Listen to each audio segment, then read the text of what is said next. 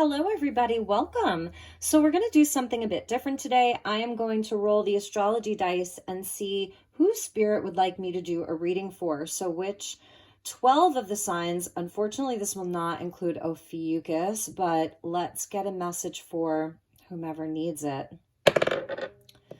All right. Yes, we're getting Capricorn. How appropriate. Today is the 18th of January. So for Capricorn, Sun, Moon, and Rising, this will be good through the end of January. Okay. And we do have the Sun at the 28th, 29th degree of Capricorn. That's going to be meeting up with Pluto there. So, just finishing up Capricorn season. And we did get a jumper, so let's see what we have for you. Golden Libyan Tektite with expansion. Yeah, I mean, it's been your season, Capricorn, whether you're Sun, Moon, or Rising. It's been Capricorn season, and we're in this completion of it where Pluto is meeting up with Capricorn in the 29th degree, which we've never seen that in our lifetime, where the Sun and Pluto are at the 29th degree of Capricorn. We haven't seen that for 248 years. So expansion, Galactivations, initiation, ancient Egypt, and Libyan Tektite is so beautiful. It's that desert glass. Some people say it's a Tektite. Some people aren't really sure. Where did it come from? It's really positive. This is super positive for Capricorns around, growth and abundance and your plans, your long-term structures, especially with ancient Egypt coming out, like long-term plans, your purpose. What is your purpose? Why are you here? What is your strategy? All of this, I think it's expanding for you right now, and it's feeling very golden, very beautiful, very abundant. There's a richness to this, and vitality and health. So that's all beautiful. Maybe some of you love the pyramids, have past life connections in ancient Egypt. You want to go to Egypt. The Ankh coming out as a symbol for you. Really beautiful. So we're also getting dioptase and larkspur, past life healing. I mean, you can't make that up. Letting go of anger and forgiveness. So that Sun conjunct Pluto at the 29th degree of Capricorn. Dioptase is a powerhouse. It's not your average heart healer. It gets in there really, really deep. Larkspur, you can look that up for yourself. Maybe that's a plant that you like or flower that you like. I'm sensing that they may bloom in the dark. So that's something like blooming in the dark in these winter months, if you're up in the Northern Hemisphere, right? And major, major healing. So some of you Capricorns, with this plutonic energy of Pluto being in your sign for the last, 10, 20 years, Capricorns have really gone through it, like maybe more than any other sign. And this is about your maturation, because Capricorn is the kind of archetype of maturity. So there's something really that's been maturing within you, and this is a culmination, if you believe in past lives, of all of that. And right now it's about, this these last degrees of Capricorn, to release and let go of anger and just come into a place where you can feel forgiveness in your heart for whatever. And the message isn't always the message. Sometimes your reaction to the message is the message. So take what resonates and leave the rest. Around matters of community and other people. So this is very Aquarian here. New moon in Aquarius on the 21st. Lilac spirit quartz. I love them because they really do. They grow in these teeny tiny little clusters. So it is that humanity, community, friends, big groups of people. And that's where I think a lot of this healing is, and a lot of these past life connections coming into this present lifetime. Again, more healing. And this is healing division, teamwork, and freedom. So Aquarius wants that freedom. Aquarius wants to be able to sort of rebel against the system, but Capricorn energy of Saturn, it is sort of the structures and the system. And that's why, like, Capricorn, Aquarius, are back to back. You're sort of that brother and sister. Aquarius energy is also ruled by Saturn, ancient ruler of Saturn. So there's some Aquarian, Saturnian, Capricorn connection here. And I feel like this is what's expanding in your life, is if you've been in a lot of karmic situations. And I know that we can overuse that term because we kind of all have karma with one another in some way, shape, or form. And so it's not a bad thing, but it's where we're challenged, where we learn lessons, and where we learn to let go and release for the greater good of all, while at the same time still honoring our own unique individual purpose. What is my purpose? What is your strategy? So it's beautiful because I feel there's going to be a lot of healing of divisions within, maybe it's your friendships, partnerships, whatever that looks like. If you're sensing like there are all these differences, you're not maybe on the same page all the time, differing beliefs or ways of doing things, galactivations, like this is higher level stuff for Capricorn. So let's get you some tarot because I'm really interested in what these messages are from the tarot.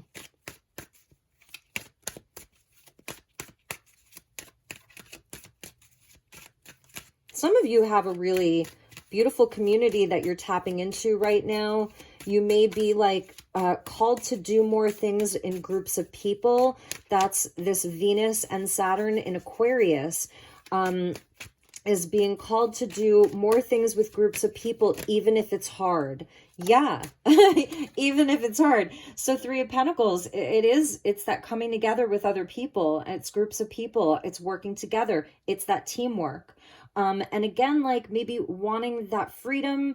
But right now, I think it's also where we commit, where we're committing to a vision. We're committing, this is how you leverage into the 10 Pentacles. So it's like the building blocks of those 10 Pentacles, stability and long-term relationships, long-term plans, investments, like all of that. So let's get you a few more messages. Definitely other people, working with other people, and teamwork.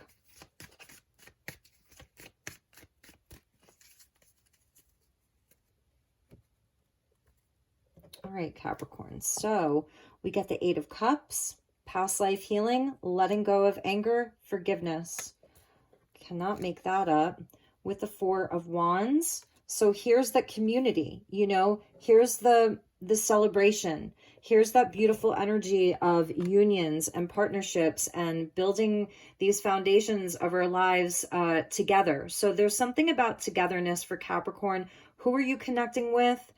Who maybe you're leaving behind, what's not working for you anymore, and not necessarily holding a grudge or, you know, whatever it is. I do see where, you know, you're walking away from something, leaving behind stuff, whether it's just emotional, again, that emotional clearing, that healing, the healing of divisions. Some of you have been or are currently deciding to walk away from something into something new. He's walking towards that ninth cup, and it's like we see a nod to both the new moon and the full moon in the Eight of Cups. So these sometimes are things that we leave and then go back to, leave and then go back to. We're mastering something here with the eights. We're always mastering something here. It's things that we can repeat over and over again.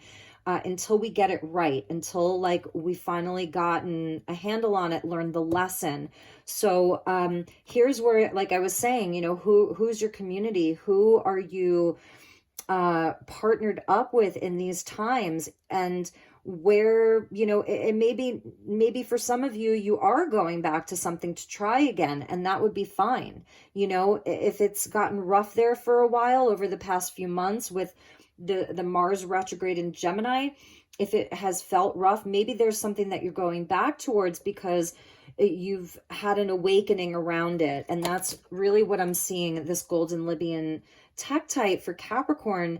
It's this has been an initiation for you, you know, into something higher. So having that much higher perspective. So maybe for some of you, you're actually reworking, something's been reworked, you're healing the divisions, coming back together, and it feels like there isn't this sense of, you know, maybe it didn't feel like it was fully complete. So it's going to be different for each of you, like what you're actually doing inside of this situation. So let's get you an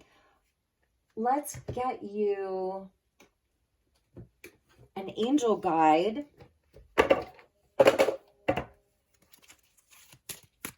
and see what angel energy is coming in for Capricorn.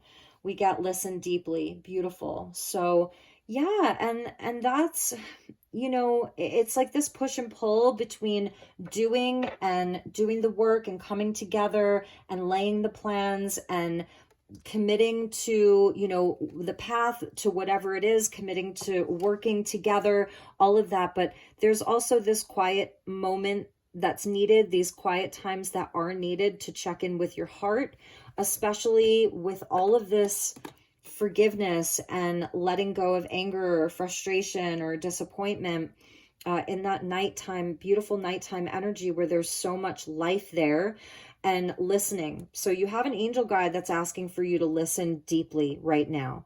So you may be making some important decisions, or maybe you have a bit of a heavier heart right now, or in certain moments you do. So listen deeply, and let's get you one more angel guide.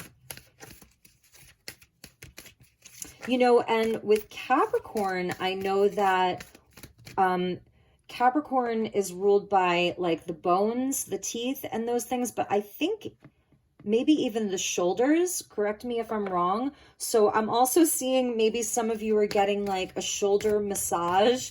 Maybe there's, you know, some tension in the shoulder area. So that's why that angel has her hands on your shoulders as a way of healing, and comfort, and something about maybe the muscles in that area being a bit tense. Maybe you haven't been like sleeping right and your shoulders may be sore. That's just a message for some of you. So let's get one more angel guide. This one wanted to come out. Look at that, strength and guidance. And I mean, it's so interesting because I was really like, of all the cards, I was really feeling the colors of this dioptase and larkspur, and they're so similar. It's like all of this galactic, cosmic rainbow energy coming out of this darkness. So you have had to have a lot of strength, and Capricorn does have strength. That's why it's the bones, right? The teeth, like all of that. There's so much strength with a Capricorn, and maybe it's really been testing you. So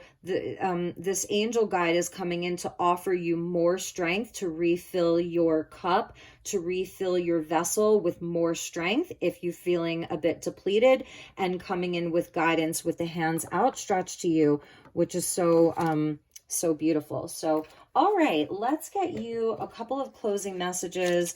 I'm going to clarify the tarot, using the Llewellyn Classic Tarot mini deck. Let's see if that angel guide wants to stay. I'm going to put him up there. He's powerful, really powerful. So it's almost like this angel's there for comfort, you know, and she has messages for you. And this angel here is offering you wisdom and strength.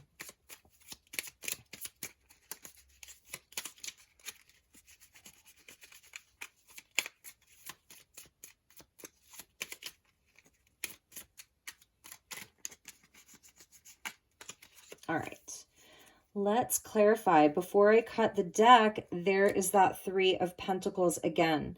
So community, partnerships, relationships, people you're teaming up with, friends, groups of people, very highlighted for Capricorn. Bottom of the deck now is the Seven of Swords. So, you know, that's like the deception card here, the thievery card. So let's see what we have. With that Eight of Cups, we're getting the Queen of Swords. So I'm seeing Libra energy come out. Or actually, yeah, well, okay, we'll put it with the Eight of Cups. That's where they want it. With the Three of Pentacles, the Knight of Wands. So we're now the sort of people are coming in. Sagittarian, Libra energy. And we're getting the Magician. Beautiful. I love this. So there's something about you, Capricorn, having been through these initiations over the last decade, really, with Pluto being in Capricorn, they want you to have confidence in yourself. So this is like when you are laying your foundations, when you are coming together with these people, I'm sensing even like in social gatherings and things like that, to show everybody your magic, to utilize your skill set, to be the one that's sort of directing energy. I really love this because it's showing like your ability to sort of master the elements and to your ability to manipulate the energies is very powerful. So it's, of course, to use it for good, especially if you've been seeing where maybe not everybody is using the energy for good. Maybe you're seeing through a lot of the lies, the deception, who's in it for the betterment of the community, who's really in it for the long haul, who's going to show up in a way that is honest and in integrity.